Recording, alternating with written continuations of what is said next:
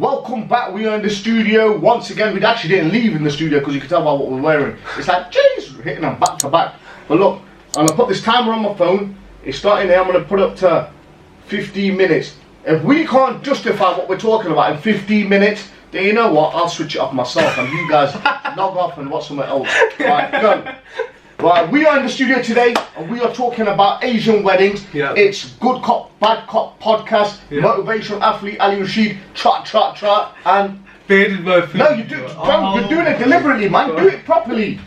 It's Ali Rashid, motivational athlete, trot, and Yo, it's Faded Mo. yo, and let's go. We're in the studio and we're hitting it full flow. Today, what we're talking about is we are talking about Asian weddings Well, and how well it's changed over the years. okay. So, from what I remember, right, weddings have changed drastically over the years. When I was young, we used to go to Pakistani Community Centre and or was it Maidley Street? Maidley Centre, pal. Maidley Centre, that's the one. And we used to go there. It was nice and simple, and we used to love it. But nowadays, it's completely different. It's like what you see in like movies. What do you think about that? You know what it is about Asian weddings? They've advanced so much, they've become a spectacle. Yeah. I think personally. Yeah. Back in the day, I'm talking before the millennium, baby. Yeah. We used to go to them in the 90s. Oh, well, I did, and you were probably a little boy. We your little boy. When you was a little boy, 5 years old, Mummy used to tell you stop it. Yeah. Anyway, all of that. But yeah, so we used to go, and I can remember that it used to be straight long tables. Yeah. With white thrown over like paper over them. Yeah. And it was easy to lay the table out, just roll all the way across, mate. Chop, karate, chop it, and just put some plates down. Yeah. Man should come past, put plates like this, Yeah. and just give you a spoon, mate. That's it. You're done out here. Over the cup. And a cup, yeah. So 3 things on the table, and you used to have Coke bottles, mate. They were the highlight of them. Just get high on Coke and 7-Up and water. Bubbaloo. Yeah, if you're Caribbean, man, Ras. But yeah, so yeah. Anyway, so you used to have simple drinks, simple food, but the food was the hashtag peng. Quality. Peng. Quality. I remember they used to have nowadays they have such a variety of food. They have chicken, they have potatoes, they have fish, lamb, even duck in some venues. But back then it was literally a few things. It was tandoori chicken, half a leg, mate. Yeah. You could have probably 2 of them. If you were the man, you get 3 down, yeah. And Bob, let me tell you, Bob was your uncle right next to telling you you're done. Yeah. And then you'd have a plate of salune chavel, which is brown rice, and they don't taste any better than they do in a wedding, mate. They taste peng. Hashtag peng. And you used to have yogurt, and you used to have the chutney, mate. Yeah. And you used to have salad. That's it. Simple menu. Yeah. And it just told you simple was effective. Yeah. And just like quickly tell you, like when you do training, for example, the simple training exercises are the most effective. Yeah. The compound movements, the bench, the squat, the shoulder press, and the dead. Anything else is molding. You could be there looking like a pansy, mate. Yes, yes. And what? It's not really getting you stronger. Yeah. Same as the weddings. When you go back to that food, if you could give me a 90s wedding to today's wedding, I would pick the 90s wedding because I know I'm in there, I'm queuing up, an hour later I'm out and I'm full for the day. Yeah, exactly. And you're happy as well. Nowadays it feels like there's such pressures of having such a big wedding, lavish weddings, cars, food, clothes, you name it. Back in the day, you could go in there with joggers and no one would give a damn. People used to have them tracksuits. It wasn't all them slick merch like hashtag power freak merch. It was more like you used to have baggy Adidas tracksuits and you used to have white t-shirts, mate, with a Dunlop sign here, pal. And you used to have gold trainers. Okay, what cars did they have back in the day? They used to have one big limousine. Yeah, no, a limousine was a far shop, mate. You used to get a Mercedes. If you had a Mercedes, like a E220 or something, now my dad rocked a bad Merc back in the day. It was an AMG, and it was a G93, G-Red 93. That car, alongside, I think there was Pino petrol station, they had PIA, the same car in gold. Them 2 cars were the most outstanding cars in the whole of Derby. I'm not even lying. People used to stop and stare outside my house at that car. It used to carry a lot of volume, a lot of weight. The car was worth about 20 grand then, and you could buy a house for about 17 grand. But my point is, now the commodity, because everybody's hiring, renting, and financing and everything else, it's killed the morale. You got 15, 20-year-old kids driving cars that worth 100 grand. But my point is, you'd have Mercedes, you'd even have Datsun 120Y, man. If you know what I'm talking about, try, comment and like. And you used to have Datsun, they used to have ribbons on them, simple. Yeah. That's a wedding going on there, mate. You know what I'm saying? I think nowadays, literally, if your brother's getting married, for example, you're not getting a Lamborghini, mate. Forget about it. You're getting a lot of pressure. You're getting a lot of stick, really, aren't you? Listen, mate. If you're getting stick, you're under pressure.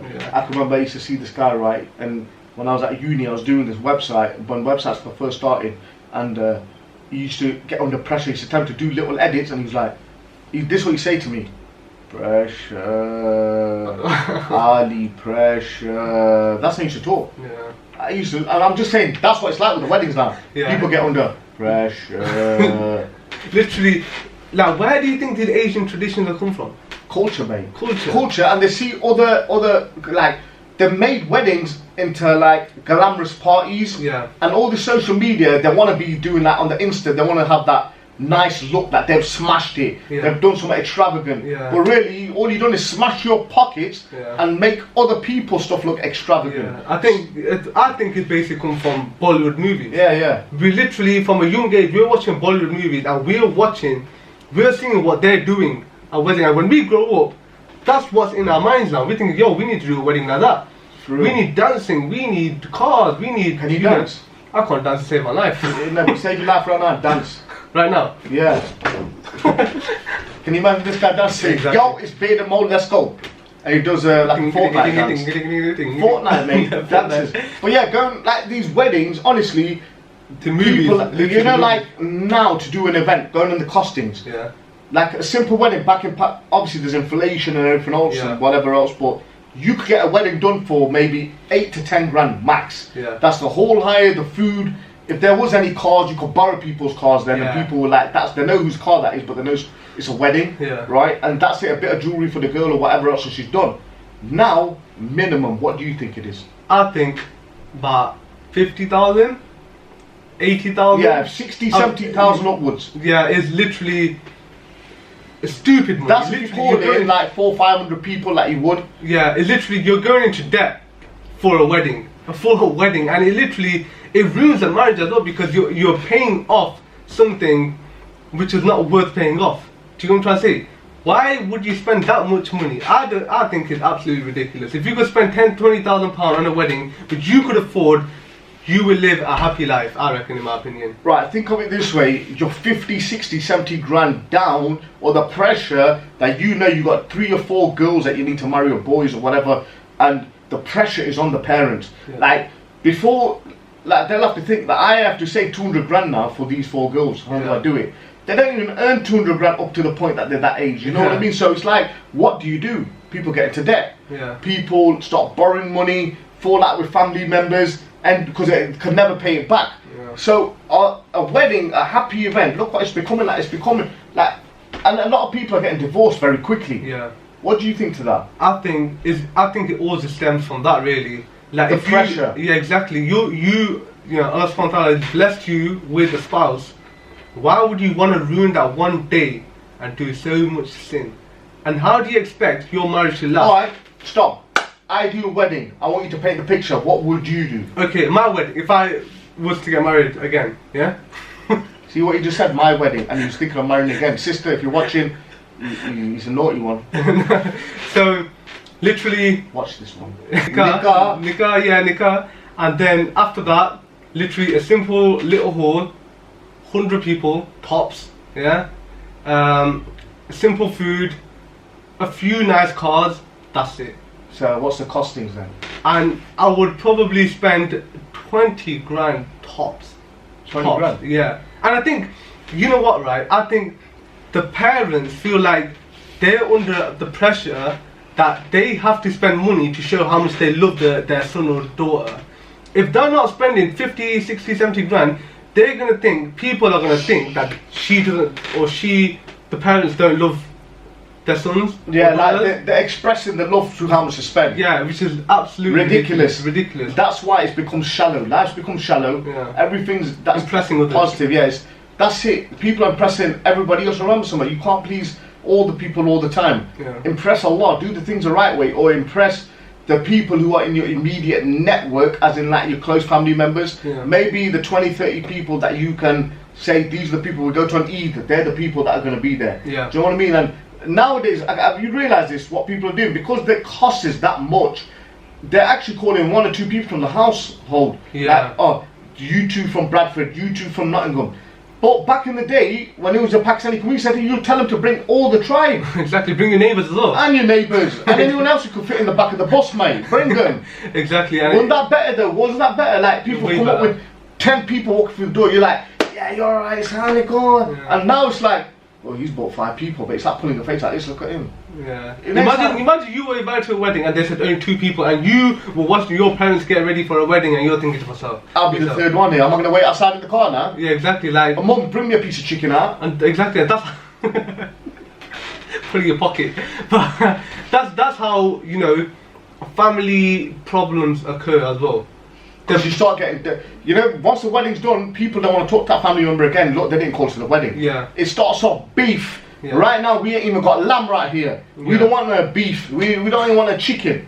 We just want to keep it moving. Exactly. So if you want a happy marriage, in my opinion, and in your opinion, We got 4 minutes left. Literally, all you need to do Is have a 20 grand wedding like you said. Or I'll give you another idea. Listen, you didn't even ask me what I would do. Okay, sorry. Okay, what I would do, What would you be? I would go to Pakistani Community Centre. Yeah. Not that I'm promoting them. Yeah. I would go to Pakistani Community Centre, spend like 2-3 grand. Yeah. Pay someone a grand to decorate the hall. Yeah. So my halls cost me like 3-4 grand. Yeah. All in. Yeah. I'll go to a local company like Gurban or somebody who will do the food. Yeah. I don't know how much that is, 5, 6, 7 grand, depending on how many people I'm gonna call. Yeah. I will call whoever I call, I won't put restrictions on, bring 2 people up. Yeah. Bring who you want. How much you gonna fit in a car? 5 people, man. Yeah. Think in your head everyone's bringing 5 people. Yeah. So you're ready for it. Yeah. Now no one's gonna put people in the boot. The same Pakistan where you're gonna overload the bus with 25 people jumping off 1 seat. Yeah. So I will call whoever wants to come. I will send out 100 cards to like maybe the immediate family and then some friends. Yeah. So 500 people or even 1,000 people, and I think you could cater it all in within 15 grand. Yeah. And you know what? It'd be a day out for the family from where they come from. Hey? It'd be nice as well. It'd be nice atmosphere. You know what I mean? And it's just like keeping it real. And you know what? A valima, that's what it is. Because in a wedding, nikah is the most important thing. Once the nikah is done, the girl's allowed for the boy. Yeah. The boy's allowed for the girl. So it's like the walima is throwing a party, like the Prophet said. You throw a party, like let people know there's witnesses to it and everything else. Yeah. Throw a walima as you feel like you know you want to throw, but 20, 15, 20 grand, you're done. Yeah. No debt, no nothing, because I'm sure everyone's got 15, 20 grand under your mattresses. Yeah. Tax free. Except for me though. Yeah, he's got more, mate. He's got more in the boot of his car now. Yeah, but it's like you have that, and that's what it's about. And just keep everyone nice. Keep whoever comes nice. And if people say you didn't call me, you turn around and say I'm really genuinely sorry. Come round and cook some on a Sunday for them. Yeah. Say bring your family. Yeah. Box it off, man. It costs you £100. Feed another 5 families. They're all nice for life. Yeah. Exactly. Just keep it simple for us, isn't it? Keep it real, man. Keep it real. Keep it real and keep it simple. And you won't get all these kids hiring these cars, yeah, causing accidents, not being insured, driving on business insurances that they clamp down on. That's a whole new podcast. That is. I'm just saying, like criminal cases and all that, and people, all these accidents and people losing limbs and everything, and it makes events go really bad because people remember that event of this, what happened to so and so. So keep it nice, keep it halal, keep it real, keep it cool, keep it safe. Yeah. Keep it moving. Yeah. And what? And keep it 100. Keep it 100. So listen, now's the time. I'll show you on the phone if I can pull this up. We are on 1 minute left to go, so we have done it in less than 15 minutes of boring your brains out. Wow. We are going to hold this style, and anything after 15 minutes I said don't watch a podcast. If it says 17 minutes, mate, switch it off on 15 minutes. I'm giving you my advice. I've got 54 seconds, so I can wrap it on, mate. Shall I wrap it on, or should we wrap it up? Let me wrap it up. Alright, wrap it. That's all from us today. If you guys enjoyed the podcast, be sure to drop a like, subscribe to the channel, and if you ain't liking it, why are you watching it? If you're watching it, why are you not liking it? Either way, do what you need to do, because I'm watching you. peace.